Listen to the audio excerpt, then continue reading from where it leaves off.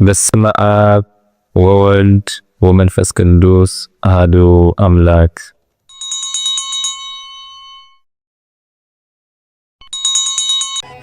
በስመ አብ ወወልድ ወመንፈስ ቅዱስ አሐዱ አምላክ አሜን።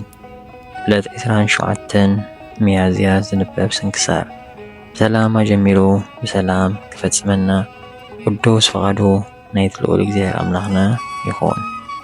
ኣብዚ ዕለት እዚኣ መዘከርታ ስቕለት መድኃኔ ዓለም እዩ። ምሕረቱን ይቕሬቱን ምስ ኩልና ህዝበ ክርስቲያን ይኹን። ንሃገርና ኤርትራ እውን ንዘለዓለም ይሓልወልና። ሰላም ለሰሪዎትከ ጽዋዓ ሐሞት በጉርኤ ወለሰኪዎትከ መትተ መቃብር እስከ ተንሣኤ። ኢየሱስ ክርስቶስ ስብከተ ፊቅቶር ቅርነ ጽዋኤ ዘተወክፈ በእንቲአከ ስቃየ ረሲያን ጉባኤ ወለእስጢፋና በሰይፍ ዘተመትረት ለክልኤ። ኣብዚ ዕለት እዚኣ እውን ቅዱስን ክቡርን ፊቅቶር ብሰማዕትነት ዓረፈ።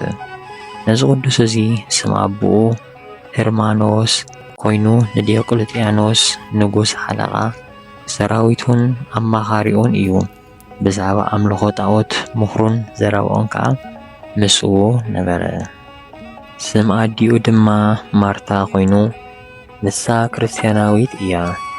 ቅዱስ ፊቅቶር ምስ ዓበየ አቡኡ ናብ ንጉስ ኣቕረቦ እሞ ንጉስ ኣብ መንግስቱ ሳልሳይ በዓል ማዕረግ ገይሩ ሾሞ። ኣብቲ ግዜ እቲ ከዓ ዕድሚኡ 20 ዓመት ነበረ።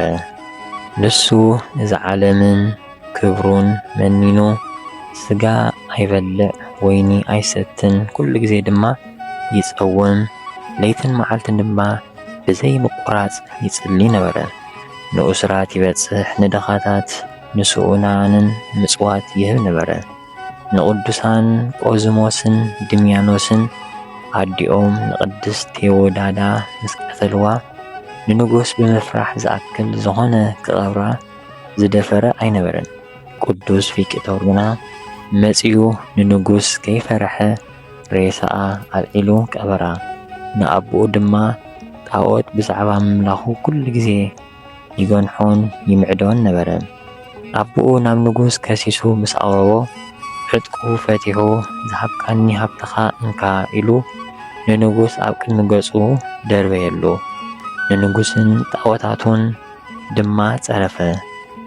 ሄርማኖስ ኣቡኡ ድማ ንፊቅቶር ኣብኡ ከሳቒይዎ ናብ ሃገር እስክንድርያ ናብ ሄርሜኔዎስ መኮንን ክሰዶ ንንጉስ ኣማኽሮ። ንቅዱስ ፊቅቶር ድማ ኣውፂኦም ኣፉ ብልጓም ለጎምዎ። ኣዲኡ ብዙሕ እናበኸየት ከተፋንዎ መጸት እሞ ንሱ ግና ንደኻታትን ንስኡናንን ንዘኽተማትን መበለታትን ዘድልዮም ብምሃብ ክትበጽሖም ኣዘዛ። ኣብ ሃገር እስክንድርያ ናብ ሄርሜኔዎስ መኮንን ምስ በጽሐ ድማ ብዙሕ ስቓይ ኣሳቐይዎ። መልአክ እግዚአብሔር ተገሊጹ ከዓ ንነፍሱ መሲጡ ናብ ሰማያት ኣዕረጋ። ብርሃናዊ ቦታ መሕደሪ ኣርዩ ድማ ናብ ስጋኡ መለሳ። መኮንን ግና ካልኣይ ብሓዊ ዘፍልሕዎ ብዲንን ብጽማቕ ዘይትን ዓብዪ ስቓይ ኣሳቐይዎ። ብድሕሪዚ ከዓ ኣብ ዓራት ሓጺን ኣደቂሶም ብትሕቲኡ ሓዊ ኣንደዶ፣ ኣብ እቶን ፍርኖ ኣእተውዎ። ብዝተፈላለየ ስቃያት እውን ኣሳቐይዎ። ጎይታና ድማ ኣብ ስቃያቱ የጽንዑን የዕግሱን፣ መልኣኹ ሰዲዱ ከዓ ኣቕሳሉ ይፍወስ ነበረ። ብድሕሪዚ ከዓ ንቅዱስ ፊቅቶር ናብ ሃገረ እንዲናው ሰደድዎ እሞ ኣብኡ እውን ብዙሕ ስቓይ ኣሳቐይዎ። መልሓሱ ቆረጹ፣ ርእሱ ላጸዩ፣ ኣብ ጎኑ ከዓ ብሓዊ ዘርሰንዎ መሳምር ሽንካራት ገበሩ። እግዚአብሔር ግና የጽንዑን የዕግሶን ነበረ። ድሕሪዚ ድማ ኣብኡ ንኽመውት ኣብ ቤት ማእሰርቲ ምድረ በዳ ኣስርዎ። ንሱ ግና ስራሕ ጽርበት ይኽእል ስለ ዝነበረ መናኹ ሰሪሑ ይሸጦም።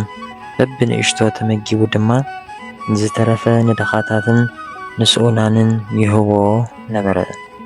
ሓደ መኮንን መጺኡ ኣብ ጥቓ እታ ቤት ማእሰርቲ ሓደረ እሞ ንሱ ወዲ ሄርማኖስ ሓለቓ ሰራዊት ንጉስ ከም ዝኾነ ዜና ቅዱስ ቪክቶር ሰባት ነገርዎ። እቲ መኮንን ናብኡ ኣምጺኡ ብጥዑም ዘረባ ብዙሕ ጠበሮ። ንሱ ግና ትእዛዙ ሰሚዑ ኣይተመልሰን። ዓብ ስቓይ ከሳቒይዎ ኸዓ ኣዘዘ። ጅማውቱ ሰሓቡ ኣፉ ወቕዕዎ። ንቑልቁል ኣፉ ስቒሎም ከዓ ኣብ ኣኢዳው ከቢድ እምኒ ኣንጠልጠሉ። ብድሕሪዚ ከዓ ናብ ዝነድድ እቶን ሓዊ ደርበይዎም። ዲንን ዘይትን ዕንዲድን ኣፍሊሖም ድማ ኣብ ልዕሊኡ ኸዓቡ። ብመኸየዲ እኽሊ ኣርገጽዎ። ብሓሞትን ብዕረን ኣፉ ኣምረሩ። ኣዒንቱ ድማ መልሕዎ። እነሆ ንቑልቁል ኣፉ ሰቐልዎ። ንዕኡ ምስጋና ዝግብኦ ጐይታናን ኣምላኽና መድሓኒና ኢየሱስ ክርስቶስ ተገሊጹ የጽንዖን የዕግሶን ኣካላቱ ይመልሰሉ ነበረ።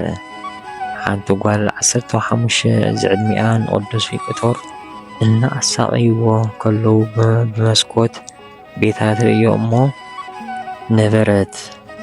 መላእኽቲ ከዓ ብኢዶም ኣኽሊላት ሒዞም ኣብ ርእሱ ክቕምጡሉ ረኣየቶም። እዚ ከም ዝረኣየት ንህዝቢ ነገረቶም እሞ ኣዝዮም ድማ ተደነቑ። ካብኣቶም ድማ ብዙሓን ንዕኡ ምስጋና ዝግብኦ ብጐይታናን መድሓኒናን ኢየሱስ ክርስቶስ ኣሚኖም ሰማዕታት ኮኑ። እታ ጓል እውን ብጐይታና ኣሚና መኮንን ርእሳ ብሰይፊ ክቖርጹ ኣዘዘ። ኣኽሊል ሰማዕትነት ድማ ተቐበለት።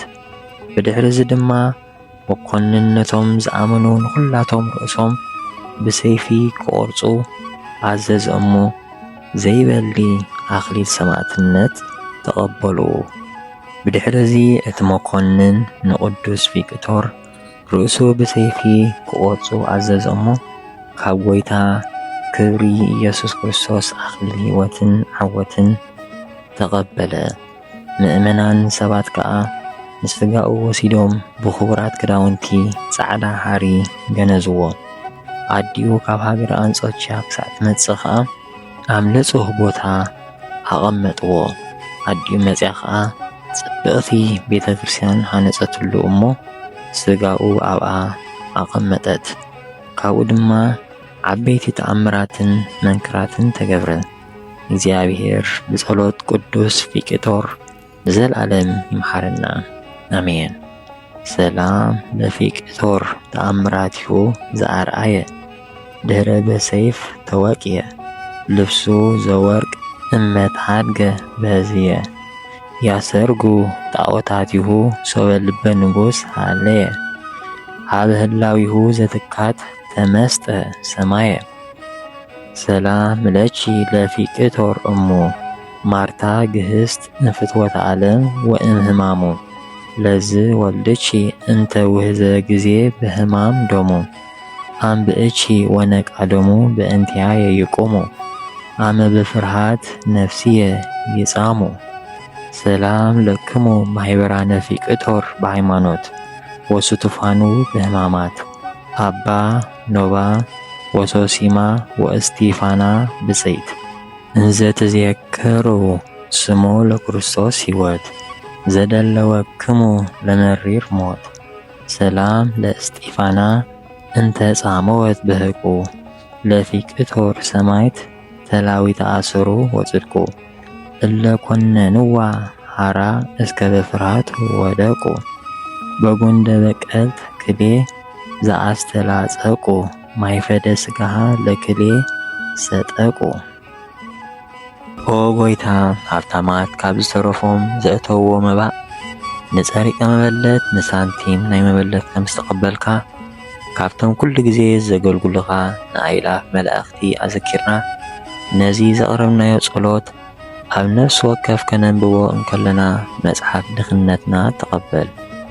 ቅዱሳን ነቢያትን ሰባኽያን ሐዋርያትን ጻድቃንን ሰማዕታትን ትጉሃን መላእኽትን ከምኡውን ደናግል መነኮሳት ሄራን ካብ ንእሽተይ ህፃን ክሳብ ዓብዪ ኣረጋዊ ኣብዛ ቦታ ተኣኪቦም ንዘለዉ ቡራኬ ባርኹ። ነዚ መጽሓፍ ስንክሳር ብብርዒ ንዝጸሓፎን እናደረሰ ንዘጸሓፎን ብሓድሽ ልሳን ንዘንብቦን ዝተርጎሞን ንቓላት እዚ ቅዱስ ታሪኽ ብእዝኒ መንፈስ ንዝሰምዕን ብጸሎት ናይታ ካብ ኩሉ ባእሲ ዓራቒት ዝኾነት ኣዲኡ ቅድስቲ ድንግል ማርያም ጎይታ ኢየሱስ ክርስቶስ ብሓባር ይመሓረና። ኣብዛ ዕለት እዚኣ ዝዓረፍኩም ጻድቃንን ሰማዕታትን ሰላምታ ይግባአኩም። ንስኻትኩም ንዓለም ብብዙሕ ትዕግስቲ ዝሰዓርኩም ኢኹም ሞት ካባና ብዘይ ንስሓ። ንስኻትኩም ቅዱሳን ሰማይን ምድርን ማሕበር ሥላሴ ዝኾንኩም ሰብኡትን ኣንስትን በብኣስማትኩም ኣብዛ ዕለት እዚኣ ዝዓረፍኩም ንዓኻትኩም ሰላምታ ይግባአኩም። ምእንቲ ወላዲቱ ቅድስቲ ድንግል ማርያም ብጸሎትኩም ክትዝክሩና ብስጋን ደምን ናይ ክርስቶስ ንምህፀን ኣሎና። ንጻድቃን ብገድሎም፣ ንሰማዕታት ብደሞም፣ ንሃዋርያት ብስብከቶም፣ ንነቢያት ብትንቢቶም፣ ንመላእኽቲ ብልማኖኦም እግዚአብሔር ንኹልና ህዝበ ክርስቲያን ኣሕቢሩ ይመሓረና። ንቤተ ክርስቲያንናን ንሃገርና ኤርትራን ድማ ንኹሉ ዓለም ብምሕረቱ ይሓልወልና። ስድራ እግዚአብሔር ብዛዕባ ቅዱሳንን ዜና ገድሎምን ጥራሕ እንሰምዕ ኣይንኹን። ንዕኦም ክንመስል ንጽዓር። ንግዚኡ እነድንቖም ጥራሕ ኣይንኹን። ናብ ቤትና ጥራሕ ዘይኮነስ ናብ ማዕሙቕ ልብና ዘሊቖም ከም ዝኣትዉ ንግበር። ዘውትር ንዘክሮም ንክርስቶስ ምእንታን ክንመስል። ቅዱሳን ዝተባሃሉ ኃጢአት ስለ ዘይገበሩ ኣይኮኑን። ቅዱሳን ዝተባሃሉ ንኃጢአት ስለ ዝተቓለስዋ እዮም። ንሕና ድማ ኣሰሮም ንስዓብ። ንእግዚአብሔር ከመይ ገይሮም ክሳዕ መወዳእታ ከም ዘፍቀርዎን ከም ዝተኣዘዝዎን ተመልኪትና ብኡኡ መንገዲ ንመላለስ። ነዚ ክንገብር ናይ እግዚአብሔር ኣምላኽና ምሕረቱን ጸጉኡን ናይ ወላዲተ ኣምላክ ኣማላድነትን በረኸትን ናይ ኩሎም ቅዱሳን ጸሎትን ረድኤትን ኣይፈለየና። ስብሃት ለእግዚአብሔር ልዑል ወለወላዲቱ ድንግል ወለመስቀሉ ክቡር አሜን።